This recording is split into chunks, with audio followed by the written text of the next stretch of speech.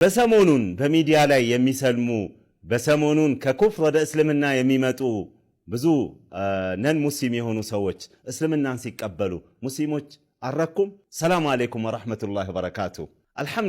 አልহামዱሊላህ አዲስ ለሰለሙ ሰለምቲዎች እንኳን ደስ ያላችሁ፣ እንኳን ወደ እስላም መጣችሁ፣ እንኳን ወደ ተፈጥሮ እምነት መጣችሁ እንላለን። በጣም የሚገርመው ግን ይሄ ነገር ደስ ያላላቸው ሰዎች አጀንዳቸው ሌላ የሆኑ ሰዎችን አይተናል። የአህባሽ አንጃ ሱብሃንአላህ አልሰለሙም፣ ከኩፍር ወደ ኩፍር ነው የሄዱት።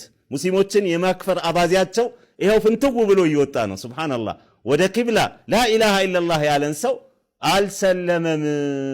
ላኢላሃ ኢላላህ እኮ ወደ እስላም መግቢያ ቃል ነው። ሱብሃንአላህ ማዕናው ምንድነው? ላ ማዕቡደ ቢሐቅን ኢላላህ፣ ከአላህ በስተቀር ምንም የሚመለክ የለም። ጣዖት አይመለክም፣ ነብይ አይመለክም፣ ወልይ አይመለክም። በሐቅ የሚያመልኩት እሱ ብቻ ነው ብለው ከመሰከሩ በኋላ አይ ከኩፍር ወደ ኩፍር ነው የመጡት የሚሉ ሰዎች አጀንዳቸው ሌላ እንደሆነ ልናቅ ይገባናል። እነዚህ አህባሾችን ሁላችንም አንቀረን ልንተፋቸው እንደሚገባ ነው መክራችሁ። ሱብሃንአላህ ሙስሊም የሆነን ሰው ላኢላሃ ኢላላህ ያለን ሰው እንዴት ካፊር ይላሉ? ይሄው ማንነታቸው ወጥቷል ማለት ነው። ስለዚህ ልንጠነቀቃቸው ይገባል። አንድ ሐዲስ አስታውሳቸዋለሁ። እሱም በስተት በነብዩ ሰለላሁ ዐለይሂ ወሰለም ጊዜ የተሰራ ነገር ነው። ኡሳማ ኢብኑ ዘይድ እናውቀዋለን። ታላቅ ሰሃቢ ነው። የነቢያችን ሰለላሁ ዐለይሂ ወሰለም በጣም ይወዱት ነበር። አባትየውም ወዳጅ ነው፣ ዘይድ ኢብኑ ሐሪሳ። ለذلك ኡሳማን በጣም ይወዱት ነበር። አንድ ማዕረካ ላይ ያው አንድ ብዙ ሙስሊሞችን የገደለ ሰው አይቶ አነጣጥሮ ደረሰበትና ከዚያ በኋላ ምንድነው ያደረገው?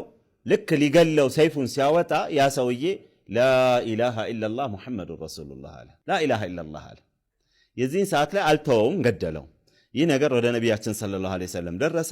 ነቢያችን ሰለላሁ ዐለይሂ ወሰለም ለምን ይህን ሰራህ ብለው ጠየቁት። እሱ ብዙ ሙስሊሞችን ፉላንን እከሌን እኮ ገሏል፣ ደሞ እኮ ላኢላሃ ኢላላህ አለው ሰይፉን ሳወጣበት እኮ ነው፣ ለመጠበቅ ብሎ እኮ ነው፣ ከሰይፍ ለመዳን ብሎ እኮ ነው ሲል ነቢ ዐለይሂ ሰላቱ ወሰላም ፈከይፈ ተስነዑ ቢላኢላሃ ኢላላህ ኢዛ ጃአት የውመል ቂያማ፣ ቂያማ ቀን ላኢላሃ ኢላላህ ስትመጣ ምን ልታረግ ነው? ለመሆኑ በአንዳንድ ሪዋያ ላይ ልቡን ፈልቅቀህ አይተኸዋል ወይ? ይሄ የልብ ስራ ነው።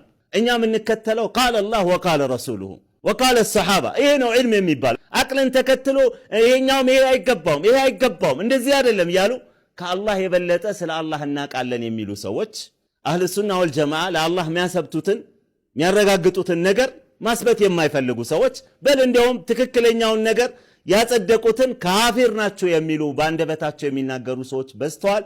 አላህ አያብዛቸው፣ አላህ በረካ አይስጣቸው። ሙስሊሞች ልንነቃባቸውና የነሱን መጥፎነት አጀንዳቸው ምንድነው ተልኳቸው ምንድነው የሚለው ልናቅ ይገባናል። ወሰላሙ አለይኩም ወራህመቱላሂ ወበረካቱ።